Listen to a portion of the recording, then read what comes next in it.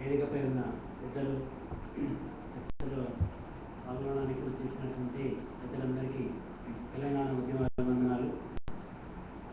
తెలంగాణ ఉద్యమంలో ఉపాధ్యాయుల పాత్ర అనేది ఆనాటి నుంచి నేటి వరకు కీలకంగా మారిందని చెప్పదలుచుకున్నాను. దీనికి ప్రొఫెసర్ జయశంకర్ సారే స్ఫూర్తి.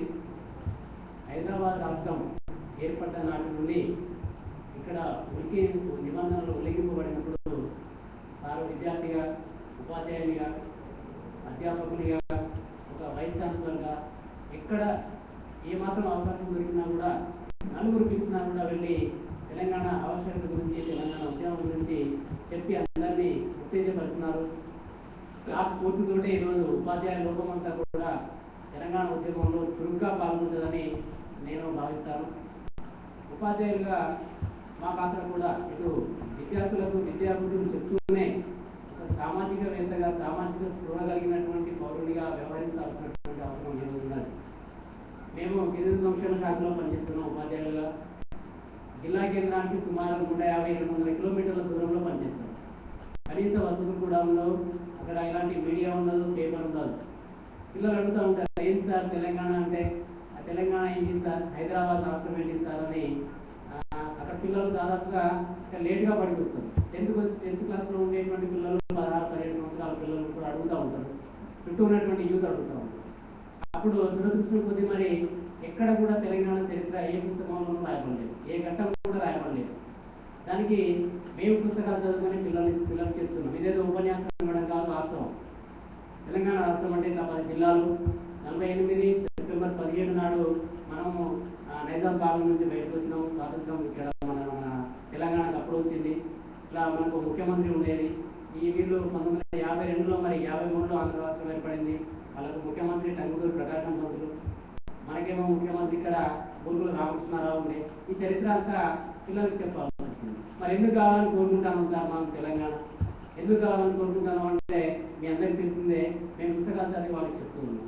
మరి మన వనరులు దోపిడీ చేసిండ్రు, మన సాహిత్యం మీద దెబ్బతీసిండ్రు, మన సంస్కృతి మీద దాడి చేసిండ్రు, మన ఉద్యోగాలు మనకు రాకుండా పోయినాయి, మన బొగ్గు మనకు కాకుండా పోతుంది.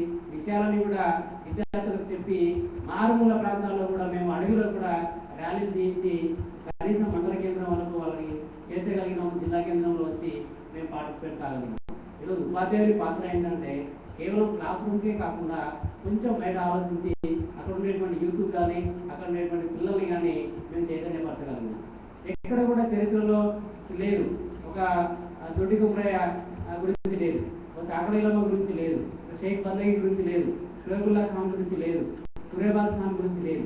ఇవన్నీ కూడా మేము చదువుకొని పిల్లలకు ఎంతో కొంత ఎడ్యుకేట్ చేయగలుగుతున్నాం. అంటే తెలంగాణ ఉద్యమంలో మేము ఏం చేస్తున్నామనేది చెప్తున్నాం. ఉపాధ్యాయులుగా ఈ విధంగా మేము చదువుకొని పిల్లల్ని, ఇక్కడ ఉన్నటువంటి యూత్ని చైతన్యపరచగలుగుతున్నాం. ఆ తర్వాత సకల జిల్లా సమ్మెకి జేఏసీ పిలిపించింది. మా వంతు బాధ్యతగా ట్రైబల్ వెల్ఫేర్ టీచర్స్ యూనియన్, మేము కూడా ఆంధ్రప్రదేశ్ ట్రైబల్ వెల్ఫేర్ టీచర్స్ యూనియన్గానే ఉన్నాం. కానీ మా దగ్గర ఉన్నటువంటి ఆంధ్ర నాయకులు ఎప్పుడు కూడా మమ్మల్ని వ్యతిరేకించలేదు. వాళ్ళు పైగా మమ్మల్ని ఎంకరేజ్ చేస్తారు, కోఆపరేట్ చేస్తారు. అన్న మీరు తొందరగా తెలంగాణ తెచ్చుకోండి, ఎందుకంటే మీకు తెలంగాణ అయితే మాకు కూడా ఆంధ్ర అవుతుంది. అక్కడ కూడా వివక్ష ఉంది. గిరిజన ప్రాంతాల్లో ఎక్కడ కూడా ఏ స్కూల్లో కూడా కనీస వసతులు లేవు. ఆ విద్యా విధానం అనేది కూలీ చేయబడుతూ ఉన్నది. ఇప్పుడు ఈ విషయాన్ని నేను పెద్దలు రామయ్య గారు అప్పుడు చెప్పాలనుకున్నా కానీ నాకు అవకాశం రాలేదు. సక్సెస్ఫుల్ ఏ విధంగా అనేది ఓపెన్ చేసిందో ఏజెన్సీ ఏరియాలో గిరిజన ప్రాంతాల్లో కూడా ఇంగ్లీష్ మీడియం స్కూళ్ళను ఓపెన్ చేశారు. కానీ ఇప్పుడు 10వ తరగతికి వచ్చే ఆ పిల్లలు ఒక్క టీచర్ని కూడా అపాయింట్ చేయలేదు. అలాంటప్పుడు ఈ రాష్ట్రం ఏర్పడ్డా కూడా, తెలంగాణ రేపు వచ్చినా కూడా గిరిజన ప్రాంతాల్లో విద్య మెరుగుపడుతుందని నేను అనుకోవడం లేదు. విద్యా విధానం అనేది మారాలి. విద్యా విధానం మారాలంటే కామన్ స్కూల్ విధానం అనేది ప్రవేశపెట్టబడాలి. అందరికీ ఒకే స్కూల్, అందరి పిల్లలు, ఒక ఎమ్మెల్యే కొడుకు అదే స్కూల్లో చదవాలి, ఎస్ఐ కొడుకు అదే స్కూల్లో చదవాలి, తహసీల్దార్ కొడుకు అదే స్కూల్లో చదవాలి. అప్పుడు గవర్నమెంట్ టీచర్ కొడుకు కూడా అదే స్కూల్లో చదువుతారు. అప్పుడు ఎలాంటి వివక్ష ఉండదు, బ్రహ్మాండంగా స్కూల్స్ అన్ని డెవలప్ అవుతాయి. ఈ విషయాన్ని నేను ఈ రాబోయే తెలంగాణలో ఉండాలని కోరుకుంటున్నాను. అంటే తెలంగాణ కేవలం భౌగోళిక తెలంగాణనే కాదు, నష్టపోయింది ఎక్కువగా దళితులు, గిరిజనులే. ఆంధ్ర వలసవాదుల పాలనలో అందరూ నష్టపోయిన దాంట్లో ఎక్కువగా నష్టపోయింది ఎస్సీ, ఎస్టీ. ఆ ప్రాంతాలను అభివృద్ధి చేయాలంటే అక్కడ ముందుగా విద్యని డెవలప్ చేయాలి. మన అక్కడ విద్యా విధానం చెప్పినట్టుగా ఇప్పుడు మీరు వెళ్ళి చూసినా కూడా, ఎవరైనా వెళ్ళి చూసినా కూడా స్పష్టంగా కనిపిస్తుంది. ఎలాంటి టీచర్ లేదండి. ఇంగ్లీష్ మీడియంకి still today there is no teacher for any subject. ఒక్క సబ్జెక్ట్ బోధించడానికి కూడా టీచర్ లేదు. కాంట్రాక్ట్ టీచర్ అని చెప్పి వాలంటీర్లను కాంట్రాక్ట్ టీచర్ని సెప్టెంబర్ అక్టోబర్లో పంపిస్తున్నారు. అట్లాంటప్పుడు ఏ విధంగా వాళ్ళు చదువు నేర్చుకుంటారు? బట్ ఇంగ్లీష్ రాకుండా పోతుంది, తెలుగు రాకుండా పోతున్నారు. ఈ విధంగా ప్రస్తుతం అక్కడ స్కూళ్ళ పరిస్థితి ఈ విధంగా ఉంది.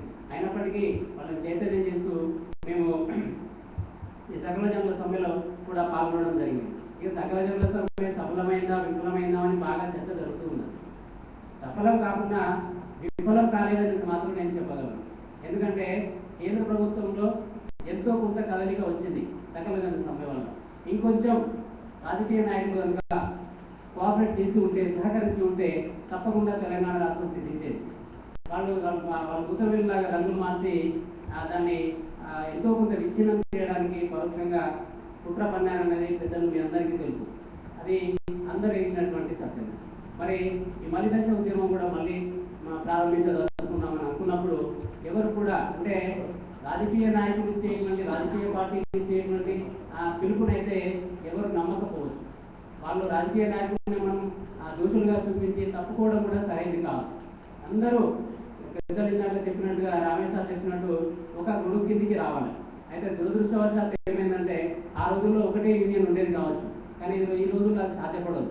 ఎందుకంటే మండల పరిషత్ స్కూల్ వేరే, జిల్లా పరిషత్ స్కూల్ వేరే, డిఓ స్కూల్ వేరే, గురుకులాలు, ఆశ్రమ పాఠశాలలు, నవోదయాలు, దానికి తగ్గట్టు మళ్ళీ ఇప్పుడు మోడల్ స్కూల్స్ అని ఇన్ని రకాల స్కూల్స్ వచ్చినప్పుడు వేరు వేరు జాబ్ చార్ట్స్ ఉన్నాయి. వేరు వేరు జాబ్ చార్ట్స్ ఉన్నప్పుడు అందరూ కలవడం అనేది, ఒకే సంఘం కింద రావడం అనేది అసాధ్యమే కావచ్చు.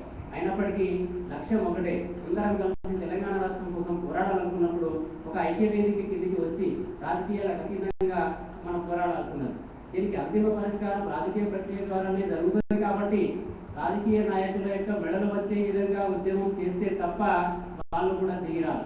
వాళ్ళు కూడా వచ్చి దీంట్లో పాల్గొనేటువంటి పరిస్థితి కనిపించడం లేదు. మనం చేస్తున్నాం, చూస్తూనే ఉన్నాం. కొంతమంది ఉద్యోగి రాజీనామా చేస్తున్నారు, కొంతమంది గెలుస్తాం అనేటువంటి సర్వే అంటే ధీమాతోటి రాజీనామా చేశారు.